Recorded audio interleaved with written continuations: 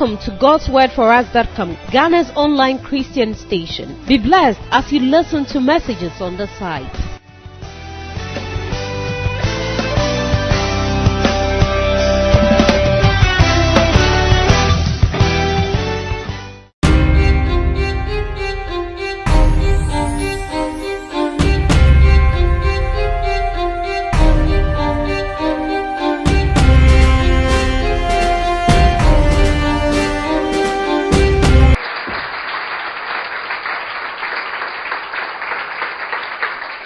So if you are the one who has a better life and is more mature, that's why we need you. So you can be here to be the example that will change other people. Wow. Wow. That is it. That is church. So we are the body of Christ. There are gossips. There are some who are tall, some who are short, some are bow-legged, some walk in a funny way. Some ladies in the church walk like soldiers in American boot camp. But they are all children of God. We are all God's children. It's a body. You see people, sometimes I went to a place where I saw a professor with double PhDs. I mean, he has written books, scholarly journals. And I went to a program and I think... this was a program in graduate school. And then the guy said, "Oh, Bishop, come and meet my wife." This is a very good-looking guy. Every woman's dream boy. And he said, "Come and tall, huge." I really admired him, the way he looked. And when I stand by him, he completely dwarfs me.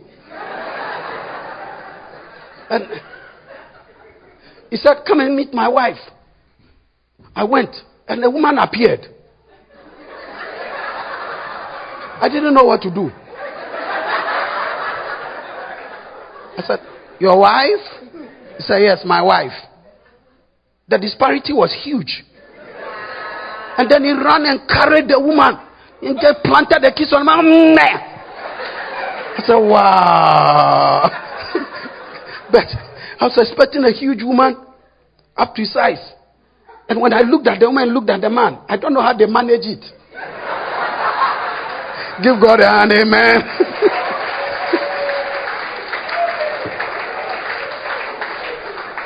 But that is why, that's the church. And sometimes you see them and say, "Oh, that's a mistake." Who told you? That's God's plan.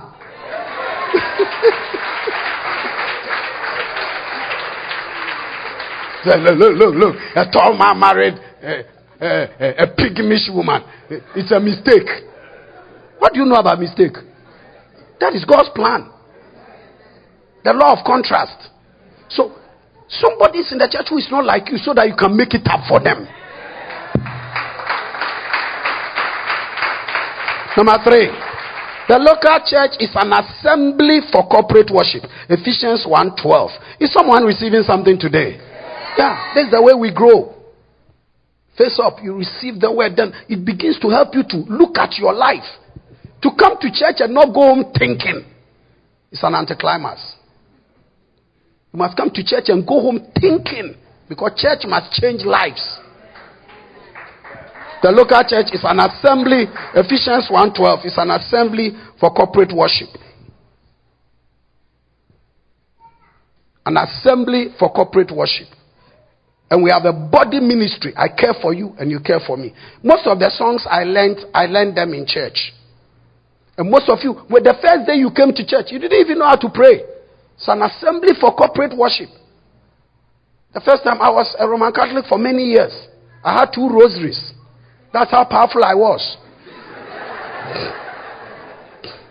Or so I thought. Red and green. I hung them by my bed. Psalm 91. I could rattle it. And I didn't know anything in the Bible. Right under the cross, I did all kinds of crazy things.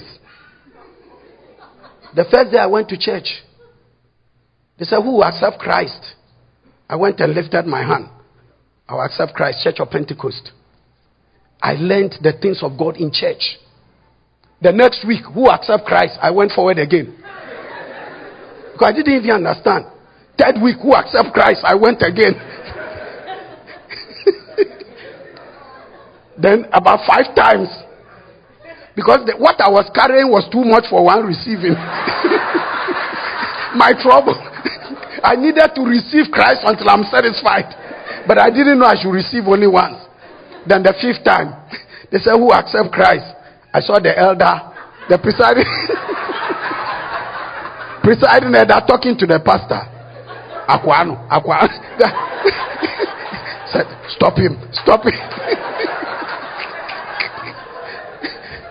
They were pointing in my direction. Said, you see that the short guy there? Put an usher by him. Stop him from accepting Christ. He has done it too much. He doesn't understand. It's an assembly for corporate worship. The songs you sing when you are bathing, the songs you sing when you are driving, you learn them here. So the Bible tells us in Hebrews chapter 10:25, forsake not the assembly of ourselves, because you are here to learn things. Amen. And the Bible said they continue daily in the temple. They continue daily. He said, not forsaking the assembly of ourselves together, as the manner of some is in America. Oh, sorry, America is not there. Number 4, the local church is a spiritual school. There's nothing like instant sainthood.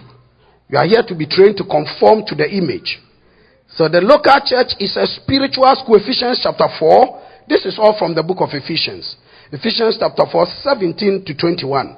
It's a school of discipleship. You learn Christ, spiritual instruction. You learn to sing. You learn how to pray. You learn how to cast out devils. You learn to worship God. You learn them in the church. So if you are not showing up, how do you learn? Because the church is a spiritual training school. Fallujah and ISIS are not in America. They are somewhere out there in the Far East. But we train the soldiers here and take them there. So for you to say, or some say, where are you going? I'm going to service. No. It's a wrong terminology. You are going to worship. Service is outside. Because that's where the war is. So here you come here to be trained how to shoot the enemy. But if you are not properly trained, that's when you are shooting one of us. Because you don't know the difference between the enemy and your friends. And you call it friendly fire, but the man is dead. Give the Lord a hand. It's a friendly fire. Friendly fire, but he's dead. And it's a price to pay for not showing up for shooting classes. You're not there. When we are showing you this, how to do it, you pray. This is how you cast out devils. This is how you do spiritual warfare. That's how you protect your marriage. This is how you protect your family. That's how you Satan-proof your business. You are not there. You are not there. And so when you go to war, you are shooting wild bullets. You mistake your colleague for an enemy. And before you find out, it's a casualty. Let's move on. Number 5. The local church is a spiritual hospital. Ephesians chapter 4, 11 to 12. What is the military hospital for? It is there to treat wounded soldiers. That's not where the war is. So when you are wounded as a believer, we bring you to church. And then we pray over you. Sometimes people get contaminated. They get oppressed. We cast out the devil and send you back. So equipping, that's why the Bible says equipping. Ephesians chapter 4 verse 11, in calling of the fivefold ascension gift ministries, he said equipping so that we can equip the saints. We equip you. We equip you. We equip you. And the word equipping is like a net that is torn, that is fixed back. And it's from the word of fishermen. You use the net for fishing and the fishes bite the net and you bring it and it's torn. So we equip you by Tuesday. Where I come from, every Tuesday there's no fishing traditionally. So all the fishermen sit down at the beach and they fix the net and mend it so that they can use the same net again. So when you get into a problem, you come, we cast it out, we take away your oppression, your sorrow, your grief, your offense, and then you go back again. Why are you not clapping?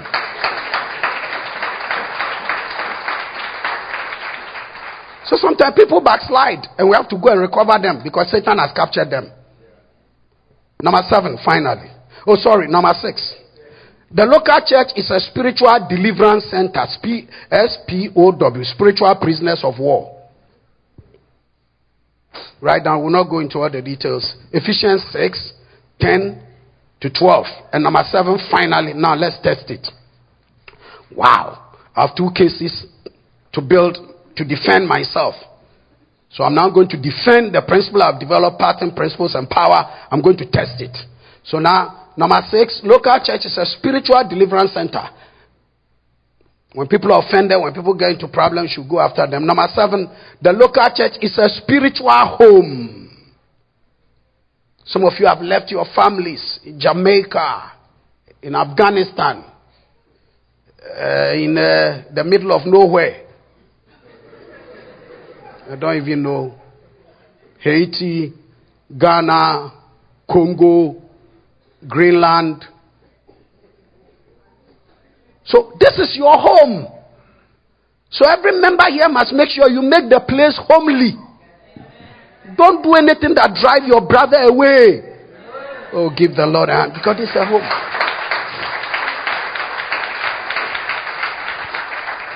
Can you imagine a home where there's rebellion? Father says sit down. I said, I'm not going to sit. I will sit down. That's chaos. That's the father of the house, and it's not a matter of age. No, it's not age.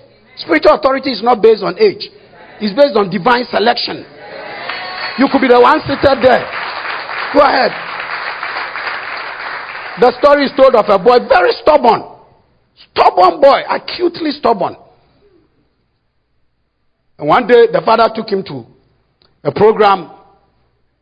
The father said, John, sit down. After a while, John looked left, right, and sat down. And he stood up again. Dad said, John, I said, sit down. John sat down. And the father put his hand on John's head. And the friend asked, John, why is your father doing that? And John said, I'm sitting down on the outside, but I'm standing up on the inside.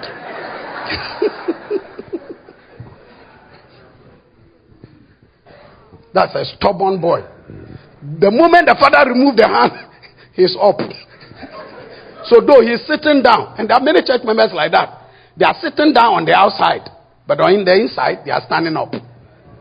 And it shouldn't be. It's a spiritual home. Let's get into the word. Let's test it.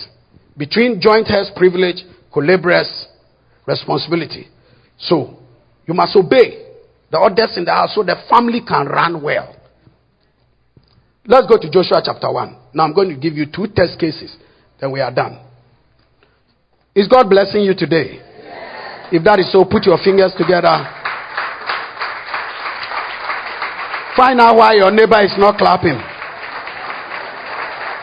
Find out. It's your responsibility. Find out why they are not clapping. And ask them if they have any problem. Joshua chapter 1. Incredible lesson. Life-changing lesson. My God, my God, my God. Here we come. Joshua 1. Landmark lesson. So now we've seen the church, the pattern, the principles, and the power. We are going to test it. True or false? Here we go. Truth adds to truth. Truth is parallel. Let's look at it. Now, after the death of Moses, the servant of the Lord, it came to pass. Someone say it came to pass. And so someone, if it doesn't come to pass, we couldn't handle it. We thank God that everything comes to pass. Otherwise, we won't be able to handle it. Thank God, he said, and it came to pass. So here he says, and it came to pass.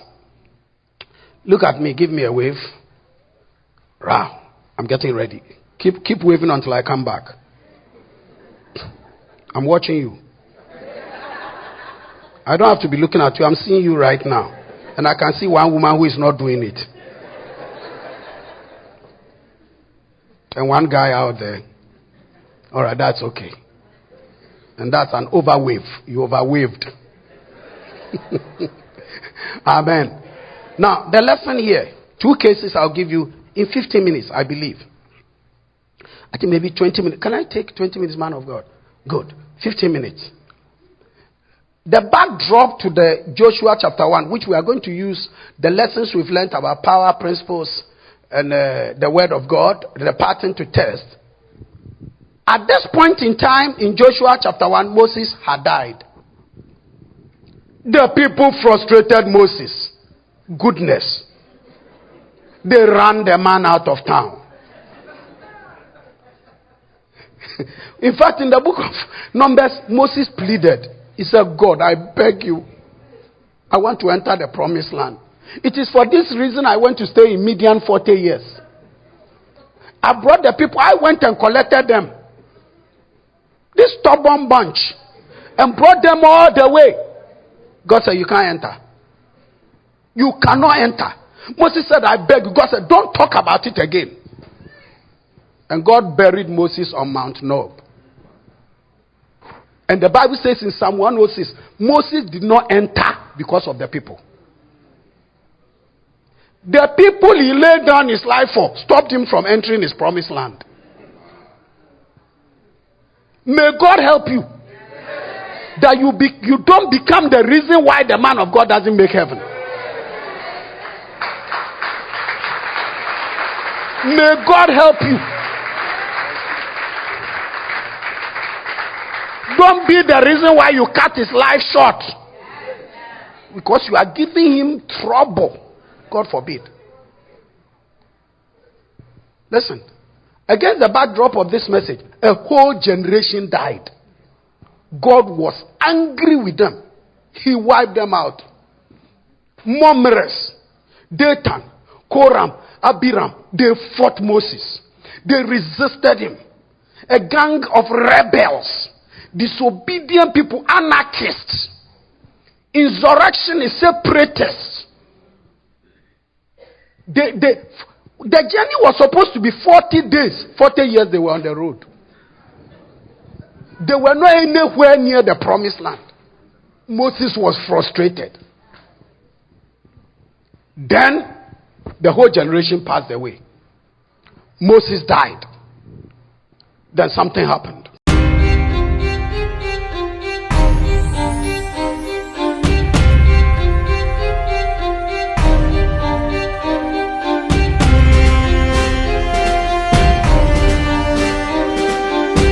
The people decided that they needed to change their mind. That this thing is got to stop. So, independently of Joshua, they sent a delegation to Joshua as the new pastor. And so, Joshua, we have taken a stand. We should have built a church in America by now. We haven't done it. We have been on the road many years. This thing must stop. It's time for us to move forward. And listen to the statement they made. Look at it. My goodness. Look at the new generation. Offsprings of rebellious, murmuring, critical, separatist, anarchist generation. Their forefathers all died. And the new generation said, no. We cannot do it like our fathers did it. As for us, we'll enter the promised land.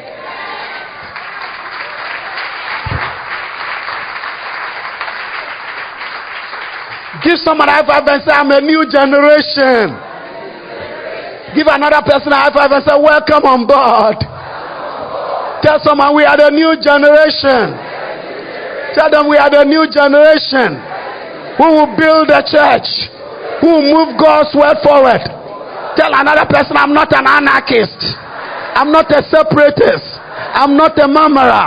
I am a God supporter. Wow. Do it. Do it for God. Now, listen to them. Without duress, no pressure. Listen to them when they came to Joshua in Joshua chapter 1 verse 16. And let me give you the finishing line. Put it on the wall. Joshua 1:16. So, Joshua 1:16. Is it there? Look at them, the new generation. They made 3 statements I want everyone to write down. Write it in your notebook. Because today you have been enlisted into the new generation. Let's forget about what is past. the Dotam, the Abiram, and all the people and the trouble they created. We cannot be thinking about the past. We can always, you don't go forward by looking back. I don't see a driver who drives always looking into the rear mirror. No. That's a recipe for crash. Every time you are driving. And then you are looking into the mirror. So we say, hey, what is your problem? You drive by looking into the windscreen and going forward. So now look at them. So the answer is saying, all that you command us, we will do. Write it. Number one. They said it with their own mouth. Pastor Joshua was looking at them. All that you command us, we will do. Hey, church is not built with confusion. No. Anything from Microsoft to Apple to HP, anything you see that is well built has a plan. And there is uniformity of purpose and understanding. Recklessness doesn't build anything. And in God's purpose is the same. And I'm going to show you a mystery in the word. All that you command us, we will do. Number one. That's a vow you must take. Number two. And wherever you send us, we will go. They said it. They are not like their fathers who have died. Go to the next verse. They added something else. According as we obeyed Moses, so shall we hearken unto you. Number three. And they, listen, now they wish the man of God well. They were not wishing for his early death. They said, as God was with Moses, let him be with you. Wow. Which pastor doesn't want to pastor a church like this? This, every pastor's dream church. They are not praying for him to die. They said, and go to the next verse. They added something we cannot add here in America. Go to the next verse. Whosoever rebel against your commandment, we will kill him. You think church is a joke? The people say, we will not tolerate any nonsense anymore. Anybody, because we have been on the road for too long. We are ready now to go into, and you know what, ladies and gentlemen, between chapter 1 to chapter 10, in chapter 10 they were in the promised land. Give God a hand.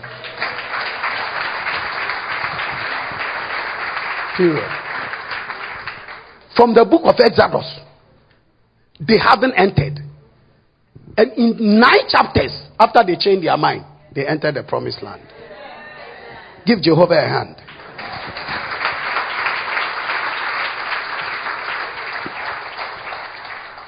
Write this down for me. All that you command, we will do. Joshua 1:16.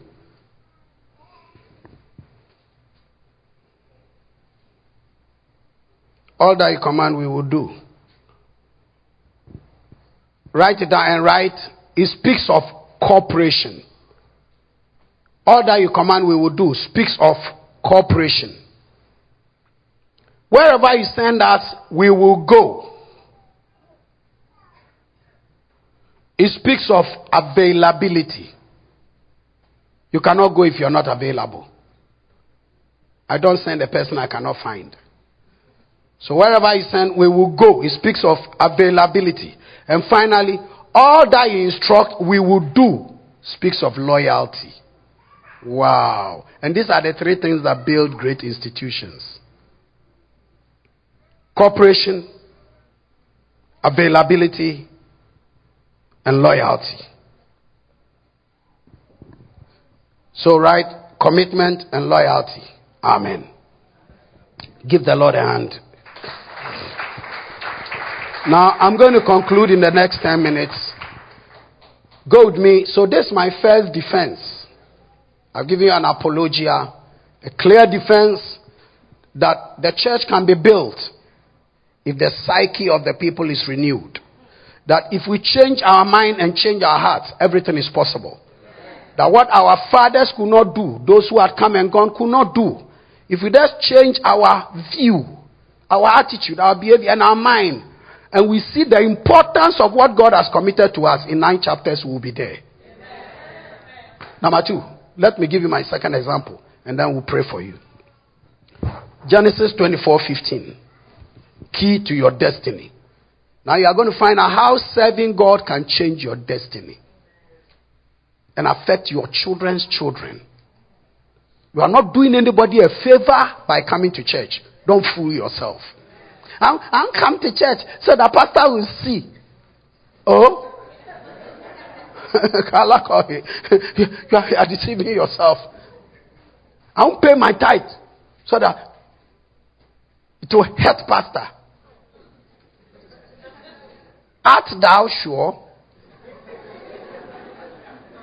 Genesis 24:15. Key to your destiny. Go to Genesis chapter 24:15. Now, I'm ready to preach. Give me 10 minutes and we're out of here. Give me a wave. Time out. Time out. Give me a wave. It's a time out. It's a break. Give me a wave. Do it. I'm in charge of the microphone. When you have it, you can tell the people to do something else. But I said, give a wave. Give a wave. You came to church not to disobey the pastor. And I'm not used to being disobeyed. All right, that's enough. You'll come back again. Genesis 24. Genesis 24, as we conclude, the background to the story is that Abraham was almost 100 years and more. He wanted a wife for his son, Isaac. Because God has said, transgenerationally, Abraham, Isaac, and Jacob. And Abraham is growing. And this Isaac boy is in the house, wifeless. So now, magic, you know. Genesis 24, Abraham is old, he's about to die. And he decided that he needed a wife for his boy, the Isaac guy. So he called Eliezer of Damascus, his servant. Eliezer, I said, yes, Dad. Go and get a son for my wife. Go and get a wife for my son, Isaac. Sorry. You know what? That was a deliberate mistake. I did it to try to see whether you find out. So, Eliezer went. Then Eliezer, listen. Eliezer is going to a land he has not been to before. Going to get a woman he has not met before. Hey, it was a titanic assignment. It's a long time you heard that word. Titanic assignment. Or I'll choose one we use in politics in Ghana. Janjan Tuan assignment. In recent times it had become very Ghanaian. Janjan Tuan. Which means, or grandiose. I promise you I will not use another big word. So he sent this guy with a titanic assignment, a tall order. Go and bring a wife. Go to a land you've not been to before. Bring a woman you have not met before. Convince the woman to come back to a land she doesn't know. And let the woman marry a man he hasn't met. Can you imagine an assignment like that? And now we are going to find out. The Bible says, let me stand there so I can depict it properly. The Bible says when Eliezer went, put it on the wall for me. Let's conclude with this. Genesis chapter 24:15. And it came to pass before he had done speaking, behold, Rebekah came out. And if you're a young lady here, a single person, I declare today God will decide your destiny.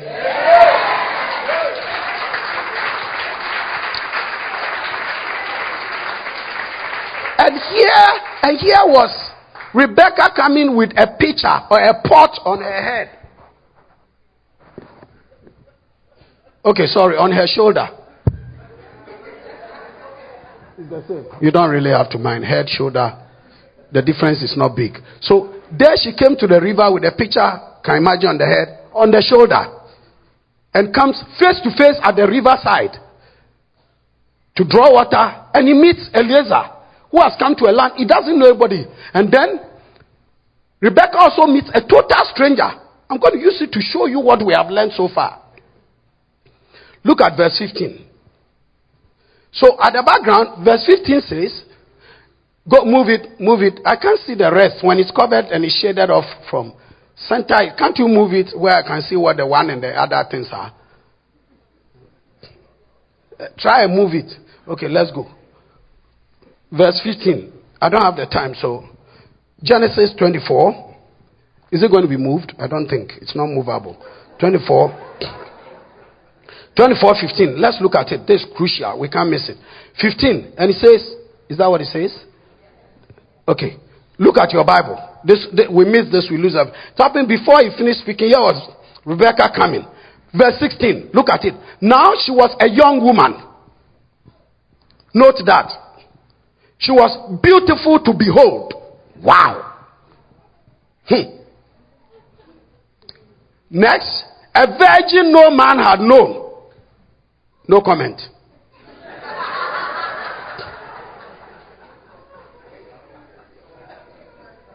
Can I go on? Because I don't know how to go about that.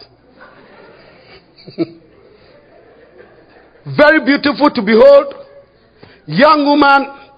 A virgin no man had known. And she went down to fill water in the pitcher. And the servant ran to her and said, please, let me drink. Verse 18, and she said, drink, my Lord. Then she quickly let the pitcher down in her hand. Verse 19, and she had finished drinking. He said, I will draw water for your camels also. And then, now, underline first in verse 18, she quickly, no lazy girl. Next, then verse 20, then she quickly. Then verse 20 said, ran back. And then said, drew for all her camels. Give me a wave. Let's settle this matter face to face. Here is a young girl. How many young girls are here? Here is a young girl. Virgin. Proper. I know when you become born again, God can turn prostitutes into virgins. Yeah, but that's psychologically. I hear some girls quote that when you become born, they call it secondary virginity. These days, there are all kinds of stuff out there. So when you become born again, it doesn't matter what you've done. You can just suddenly, in the kingdom, become a virgin, brand new. Well, we'll take it like that. I don't know how it works. But the point is that here was Rebecca, young, beautiful. No man had known her. And then she comes and meets a total stranger and decides to fill water for the stranger and his camels. How many girls and men in the church, if Rebecca is willing to be of service to a total stranger, how can you say you cannot serve the God you know? Give God a hand.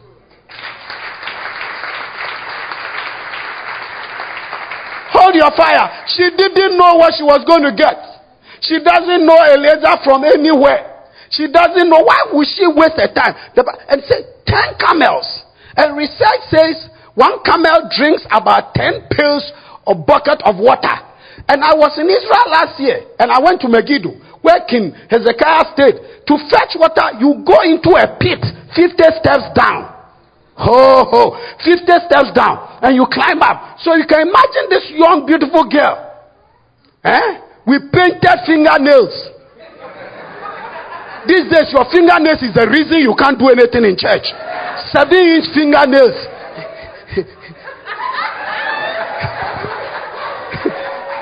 Is the reason you can't serve. Hello. And so you cannot do anything in church. Oh, come on. Rebecca did it. Give the Lord a big hand.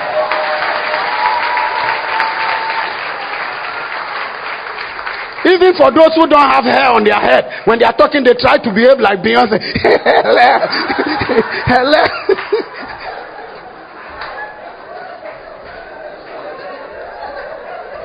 They behave like supermodel. Hello. And they have nothing on their forehead. 6-inch fingernails for rubbing your body. So because of that, we have a lot of things around us. These days you meet some of the ladies, you are not even sure who they really are. Shoulder pad, all kinds of, they're beefed up. Totally beefed up. And so you come to church, and for the young men, their trousers, their size, all kinds of things. So there's no place for God. But look at the qualification. Young, beautiful. She didn't sell because she was ugly. You don't have anything she doesn't have. Well brought up. If you say you are brought up at home, show it in the church.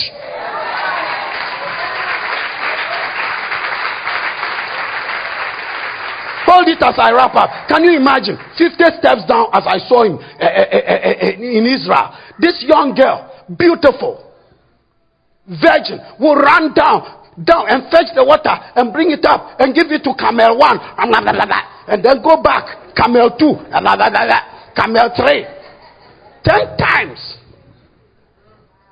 And then the camel drank. And he gave some to Eliezer himself. And the woman was not expecting anything. Total stranger. A camel drinks 106 liters of water, according to the statistics. 1.5 liters. 10 camels mean 1,060 liters of water. To feed 10 camels with 1,060 liters of water would take 53 pails or buckets. And she did it. She moved 50 times up, 50 times down. Now, look at Genesis 24:22. This is my conclusion. And it came to pass, as the camels were drinking, the man took a golden earring. Who told you when you serve God you get nothing? She didn't have expectation, but God surprised her. Hey, and watch it. She had other sisters. But because of her service, which she didn't expect anything, she was the one chosen to go and marry Abraham's son. 42 generations after, Rebecca was in the line of Jesus Christ. Wow. Wow. I'm closing. Selflessness. And heaven rewarded her. She had other sisters who were sleeping, jumping into the swimming pool, running around shopping malls with area boys. Yeah. Area boys. Boys with graffiti in their trousers. Just ran around with them. And this girl, well brought up, she went 1 camel, 2 camel, 10. And Eliezer took and gave her gold earring, bracelet. Give her some. Give me chapter 50, verse 53. Move it. Verse 53. Goodness. Verse 53. Whoever is there, help me. He says, and the servant brought jewels of silver, jewels of gold, raiment, and gave them fine clothing, designer clothing. My goodness. For Rebecca. And gave also to her brother. Oh no, this is too much. And gave to the brother and the mother who were at home. Your service to God would affect your family. My job is done. Bow your head. This is the kingdom. What can you do for God? What can you do for God? I want you to pray. We want to enter the promised land. We must build according to pattern, plan, and power. We have emphasized power for a long time. Now let's get the pattern. Let's get the principles. And on top, I've showed you that we stay too long on the road. Oh, come on, 40 days are 10 to 40 years. But now, we're a new generation. And we say, no. All that you tell us, we will do. Wherever you send us, we will go. If you look for me, I'll be there. I'm ready. And then you want to say like Rebecca, I'm ready to lay down my life.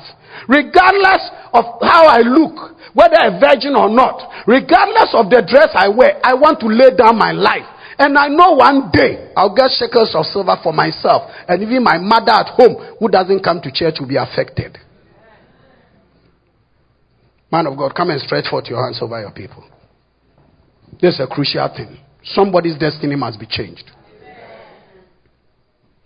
Stretch forth your hands over the people. It's critical. This is the new generation. This is the new generation. Lift up your hand, child of God. Lift up your hand. I'm not the one you are serving. You serve Christ. I'm just a messenger. You cannot hear a word like this and go home the same. It is impossible. It is a risk to your life. A message like this demands a response. When there's war somewhere, the nation demands a response that people go. You've heard the word. You need a response. Lift up your hand. If you are here and you want to say, man of God, I want to belong to the new generation. I want to do something for God. Don't want to die uncelebrated. I want to be like Rebecca, the one who will be chosen to marry Isaac. Let God choose me. 42 generations after, let me be in the line of Jesus Christ. Oh, let the work I do today for church, ABC, here, let it affect my family, my husband, my wife, my children, even my parents. God, I want to do something. I want to do something. It doesn't matter how I look. It doesn't matter. God, I want to do something. Lift up your hand now. If you are here, I want you to respond to the message. If you are here and you want me to pray for you, that Lord, I want to do something in this church. I want to belong. I want to become useful to you. When you come from heaven, I want you to find me out. I want you to spot me. I have a problem. I'm not married, but Lord, I want to take a decision that by what I do in this church, I'll get a husband. I am not married, but what I do in this church, I'll get a wife. Lord, I'm unemployed, but I want to lay down my life for your work. If I seek first the kingdom, every other thing will be added. You say, Lord, I have a lot of problems. My documents, something is not right, but I want to give you first place. I want to go to Joshua and say, Joshua, I surrender myself. And Lord, 9 chapters, I want to be in my promised land. If you are here and you want to renew your consecration and say, Lord, even married people 20 years after, go and renew their vows. So that at times you need to renew your consecration to God. If you are here and you want to do that, say, Lord, give me a new beginning. Give me a fresh start. I want to enter my promised land. Come forward and stand here. If you want me to pray for you, keep coming. Keep coming. We believe you've been blessed by this sermon. For enquiries, please call +233 26767 6055 +233 26767 6055, or send an email to info@godswordforus.com. info@godswordforus.com.